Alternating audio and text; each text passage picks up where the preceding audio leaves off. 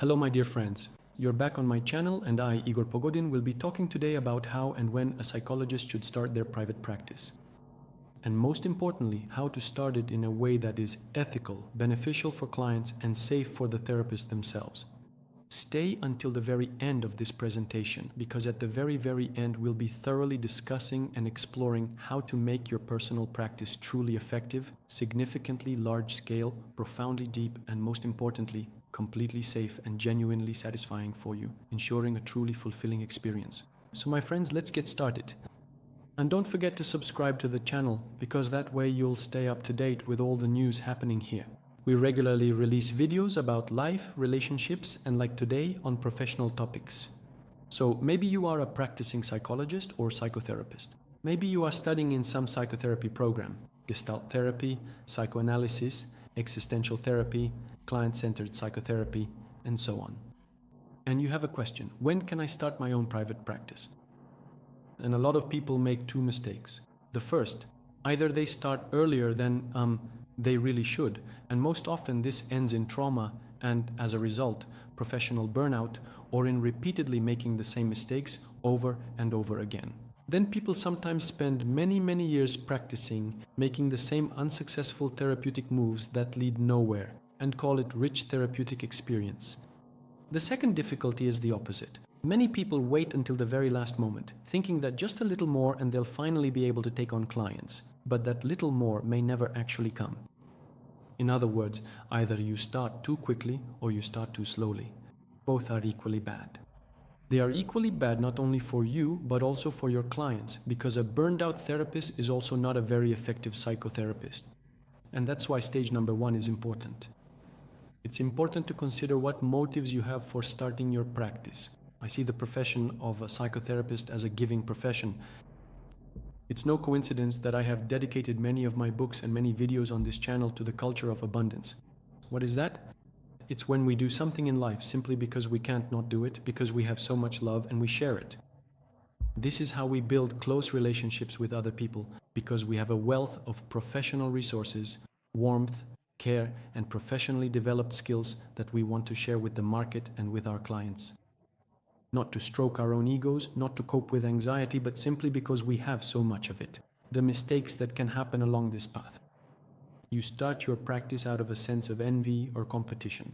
For example, you notice that your colleagues, those who studied with you at the psychology department in university or in a psychotherapy training program, have already started seeing clients. This is happening right before your eyes. You think, am I any worse? And deep down, you really do feel, maybe I actually am worse? And then you start to feel anxious, and to get rid of this anxiety, you begin your practice. This is a poor motivation. Or for example, you start your practice out of greed. You want to quickly recoup, for instance, the investments you made in your education, the money, time, and effort you put into it. And you want to get that money back as soon as possible. Well, because this is a profession, and that's perfectly fair. A profession that brings in money. And so you start your practice with the desire to earn more money. You get your first client and you start to feel, oh, that's great. You get a second client, oh, even better. A third, a fifth, a seventh. And at some point you start to feel a bit nauseous, that you're getting tired too quickly, disproportionately quickly compared to the amount of private practice you have. You saw 4 clients in a day and you feel really exhausted. People tell you you can see 5, 7, even 8 clients a day. You say, no, that's impossible. After all, you can see 12 people a day and not get tired. It's all because you're fulfilling some need that isn't really yours. You start not coming from what you truly have inside, but rather you begin to indulge your ego, your vanity. Well, I'm great. I didn't study for nothing. You see what I mean? Yes. So the first motive doesn't work. The second motive doesn't work either. If you want to be a successful psychotherapist, and even if you want to be, it's absolutely normal. It's a profession, a well-off psychotherapist. The best thing you can do is still to care about giving to the world. I assure you, listen to someone who has been in private practice for 30 years and has been teaching Gestalt therapy for 25, actually 26 years this year. I've seen every possible mistake my students make, every possible mistake, and I remember the ones I made myself. That's why I want those of you watching this video right now to avoid making so many unforgivable mistakes. And I assure you, I have enough experience to say that seeing 8, 10, or even 12 clients a day is perfectly normal. There was a time when I had more than 40 people in my practice, and I was also running training programs in Gestalt therapy. Every day, I would see 11 or 12 people, and I still had time. On weekends, I led training groups, did other work, wrote books, and so on and so forth. And I didn't get tired. Why? Because I wasn't trying to be anyone else. And this is a very important thing. If you start practicing because it is a natural reflection of your being, you will be successful and you won't get tired. This is the best motivation when you simply can't not be here, when you have enough skills, enough qualifications to offer the market, and the desire to make this world at least a little bit better. And you have many resources that you would like to share without looking at those around you. And then you can start your private practice, some earlier, some later. You can't start your practice earlier or later because you can only start from where you are. If you pay close attention to yourself, you will never make a mistake. So, in order to start a private practice, my friends, there are two main criteria for readiness. Criterion number 1 is professional readiness. You must have a sufficient set of skills that you can offer to the market. Not just individual skills, but systematized skills. And I think that if you consult with the head of your psychotherapy educational program where you are studying, they can roughly indicate the time frame, the period in the program when you will be professionally ready. For example, if we talk about our Gestalt therapist training program, this is usually about a year to a year and a half into the second stage. That is, after about 2.5 years of the training process, you will reach professional maturity. You will have developed key skills and they will have become more advanced so that you can, without hesitation, look your future clients and the market in the eye and offer these skills as a service. The second criterion is psychological readiness. Psychological readiness is an even more subtle quality and perhaps even more important. But it builds upon professional readiness, which says, yes, I am ready. For example, in order to participate as a therapist in our intensives, you know that every year in July during the summer, we hold very large psychotherapy projects. By the way, if you haven't attended this project with us, you can consider it a missed opportunity. So visit our website pogodin.academy, take a look and just submit an application. Someone will tell you all about the intensive and what it is. So in order to become a therapist at this intensive, a potential candidate must first of all be fully aware that they have sufficient skills to be a therapist. Point 2. They should have at least a small private practice of their own. Point 3. They must look me in the eye and say, Igor, I am ready. And at the same time listen to themselves inside. You know, when we talk to people who are important to us about being ready, do you feel that you are being authentic with yourself, or do you feel that you are betraying yourself? And this inner feeling that I am ready is very important. You will start to feel as if you are being filled with something, inspiration, enthusiasm. And this is exactly what I refer to as a culture of abundance. But if, for example, you feel that after you tell the world, I am ready, you feel relieved, as if you become smaller. Most likely this is how you are coping with anxiety. It seems to me that you are not yet ready to start a private practice. Don't rush. Everything has its time. Trust someone who has made every possible mistake. I started my practice before I was ready. As a result, it probably took me about 15 years to become a psychotherapist, a good psychotherapist. Most of my graduates today become good therapists in about 7 or 8 years, twice as fast. Do you know why? Because I tried to outrun myself. Don't try to outrun yourself. Your fame won't leave you. Your money won't leave you either. You'll simply become a great therapist, you'll earn well, and if you are a great therapist, other people will talk about you. But don't rush. Give yourself the chance for these two criteria, professional readiness and personal readiness, to come together. And after that, you can absolutely start your private practice. You might not have even finished your educational program at that point. It's nothing to worry about. Training in any professional psychotherapy program involves gaining new experience under the supervision of more senior colleagues. This is completely normal. You don't need to wait until you finish your educational program in most cases. In various fields, including Gestalt therapy, the program lasts 5 to 6 years. You don't need to wait all 5 or 6 years just to say later, oh, now I can work. No, start when you feel ready. In our case, Probably after 2 or 2.5 years, participants in the program are ready to offer the market a very, very respectable and qualified service with a clear conscience. But for this, once again, you need to be as attentive to yourself as possible. You should develop an abundance and a desire to give. This is the key thing, which you can only anticipate. Of course, it's best to do this in educational programs like ours. If you follow the link in the description of this video, you'll find great programs where you can, by trusting our large, strong professional team and myself personally, if you trust me, decide to embark on this amazing, very interesting, deep and rather challenging journey to become a Gestalt therapist. And then we will help you not to miss the moment when you can start your private practice. As our experience shows, our graduates in the second half of their training program earn their own income through their private practice. So friends, the next problem. You've started your private practice, and now the question arises, where do you begin?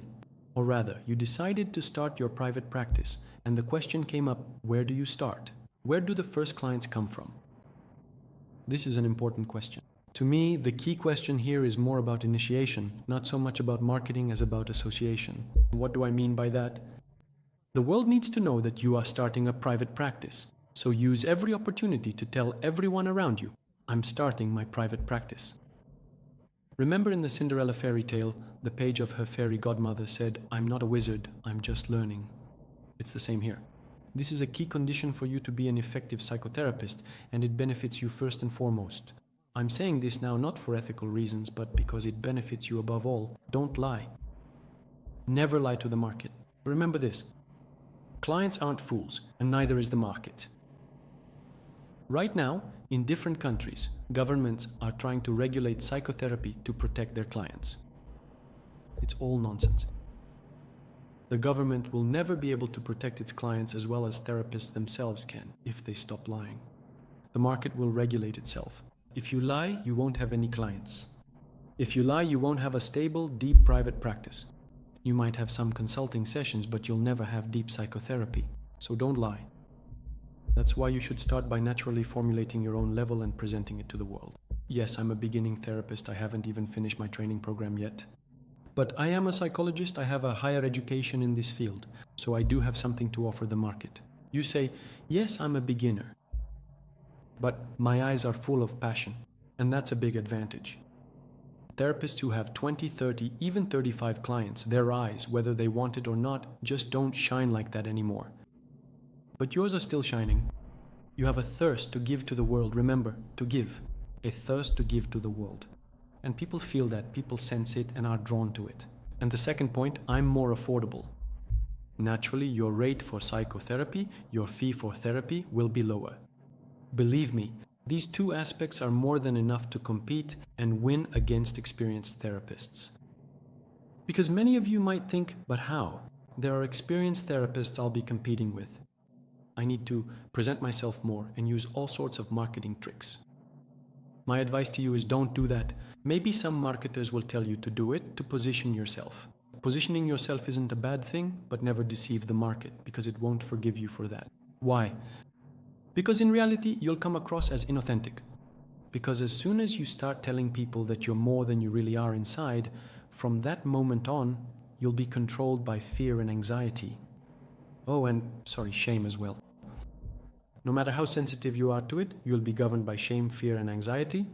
What kind of therapist can you possibly be if you're afraid and ashamed of being exposed? You understand, right? And even if you push those feelings, those emotions out of your awareness, they'll still control you. So don't do that. I recommend starting with your true size, then tell everyone you know, friends, family, loved ones. There are no unnecessary people you shouldn't tell. Tell everyone. Why is this important, friends? It's important not so much from the perspective of covering all the ground, but rather as a kind of initiation. When you look important people in your life in the eye and say, I am a therapist, I'm starting my practice, I'm a beginning therapist. And in this, there is a very deep existential act that starts to make you grow up. After that, go on social media. This will be an even more important step, regardless of how many followers you have. And tell people about yourself on social media. Talk about yourself, about your psychotherapy credo. By this point, it should already have taken shape. How do you see psychotherapy? What is it? Why is it needed? Who needs it? Tell people about yourself, share your journey. Write a series of posts and articles on this topic, and this will also be an important initiation. This is how you announce yourself to the world. Why is this important? Clients and private practice in general are a field phenomenon. In other words, there needs to be space at the field level next to you for clients. 1, 2, 3, 5. At first there will be just a little space, but as you become ready, that space will grow. This is the wisdom of private practice. But in the beginning, that space might be occupied if it's filled with anxiety, fear, or that's why clients don't come. Why? Because next to you there might be a chair on one side, another in front, but there are big boxes sitting there. They're labeled shame, guilt, fear, anxiety, greed. You're occupied. You don't have time for psychotherapy, so clients won't come to you. This works everywhere. Not just in psychotherapy, by the way. It works in business in general, and it works in personal relationships too. If you've long wanted to get married, but all you have around you is fear, fear that you won't succeed, shame that you don't measure up, anxiety, and a desperate urge to quickly tie down any man you like, no one will stay by your side. Why? There's simply no place for him to sit. It's the same with children, and that's how psychogenic infertility works. That is, if the place where a child should be is already occupied by fear, a fear that you try to drive away with guilt, panic, horror, anxiety, how could you possibly have a child then? You do everything right. You have sex on the right days, in the right positions, taking ovulation into account. You've done all the tests and checkups. Everything is perfect, both for you and your husband, but there are no children. Why? Because the place is already taken. It's the same in therapy. To free up that space, to make room, you can only do it through a culture of abundance, only through the desire to give to the world. Money should always be half a step behind you, then you'll become a truly successful therapist. Trust one of the highest paid nutritherapists in the post-Soviet space. I know what I'm talking about. You need to be a person with a mission, a person of abundance. You should focus on just one thing, giving and not objecting to money. Then you will have it, I promise you. So, a certain initiation has taken place. You have told everyone everywhere that you are starting a private practice. And next, be ready for the fact that, clients will come into your life. You need to be prepared and curious about what they will come to you with. You need to be open to welcome your clients with an open heart. If this happens, I assure you clients will appear. At first you'll have one client, then a second, then a third. It's possible that these clients will leave. Why? Because for now, your experience and qualifications are still not sufficient for your practice to become deep and stable. You need more time. You need to grow a little more. There's nothing wrong with you. If a client comes and then leaves, it doesn't mean you have some deep flaw. But it does mean that you need to keep working on yourself. And for that, you'll need a supervisor. You'll need a supervisor in 2 cases. If clients never come to you at all, in that case, I would recommend supervision for private practice. If you write to me in the direct messages of any social network, I can recommend a good supervisor or one of our programs so that you can get supervision for private practice. Why? Because in order to free up that space, which you can't see is occupied, you need to work with someone who can help you uncover your motives in private practice, your fears, your concerns. And once you sort that out, the space will be freed up. If you've started getting your first clients, but they're already beginning to leave, as I said before, there's nothing wrong with you. But supervision is necessary. Well, not that it's absolutely necessary. Bread and water are necessary for us. Supervision isn't essential, just like psychotherapy isn't, but it is highly desirable. If you have 1 or 2 clients, I recommend that you get a supervisor. If these clients are truly difficult for you, you should have supervision for every session. That is, take clients once a week. If the clients aren't very difficult and you have 1 or 2, it's enough to go to supervision once or twice a month. If you have about 5 clients, it would be great if you could attend supervision once a week. If you have 10, then going once a week is a must-have. Why? It's important for your own safety. Because, of course, clients come and highlight our own painful spots that we haven't worked through in therapy. That's why supervision is so important. Starting a private practice without supervision is dooming yourself to a slow path. Believe me, if you try to speed up your own process and think you don't need anyone, your development will actually be slower. Here's an example of such a situation. At the same time, if you are starting a private practice and you've had personal therapy, at this point I recommend not giving up personal therapy. Keep going. But if you are studying in a program, you most likely already have therapy, so don't quit it when you start your private practice, because your clients will highlight your most painful spots, which you would otherwise try to hide, only making things worse for yourself. That's why I would recommend continuing psychotherapy and getting a bit of supervision, pay attention, from different people. Therapy with one person, supervision with another. It's important that they don't overlap, otherwise you'll end up offloading tension from therapy into supervision and from supervision into therapy. Nothing good will come of that. So, if you have a practice with 1 or 2 clients, having supervision once or twice a month seems sufficient to me, as long as these clients are not particularly difficult for you. If they are difficult clients, then having supervision after each session would be the right thing to do. If your practice has 5 or more clients, I think weekly supervision is a very good recommendation. And moving on. Now, my friends, there's another important point. But before I talk about it, before I tell you about it, a small digression. There are a lot of videos on this channel dedicated to the topic of emotions. For example, fear, anxiety, shame. So that you don't make these mistakes in your private practice, I recommend you browse this channel, or maybe we'll even leave links in the description of this video to videos about shame, anxiety and fear. Watch them. It will be useful to get to know your own limitations before you start or scale up your private practice.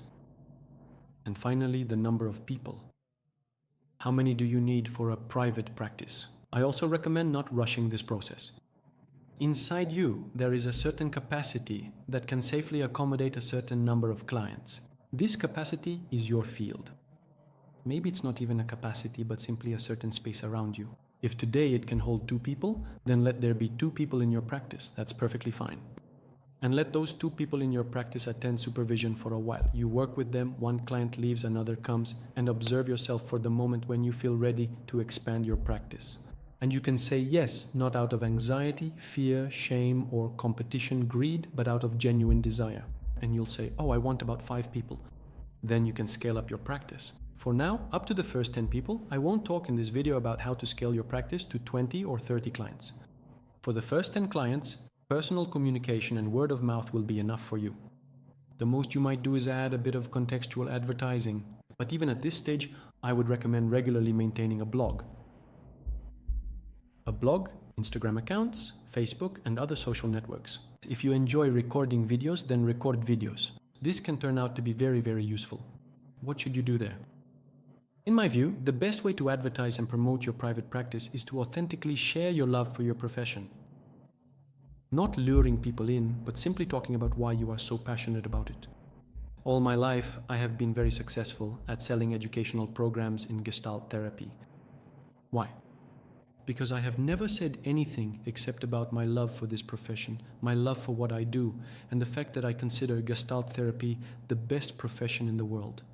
That's all I ever needed. Because when I talk about it, my eyes light up, my heart fills with love. People can't help but feel that.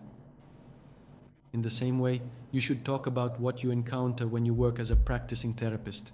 What worries you, what difficulties you face, what inspires you, what excites you, where an element of creativity appears, and where you get scratched and it hurts. Talk about it, share it in short posts, reels, videos.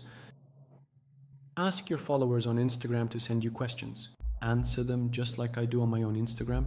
By the way, follow me on Instagram and you'll see how I run it, though I'm probably not the best example of how to run an Instagram.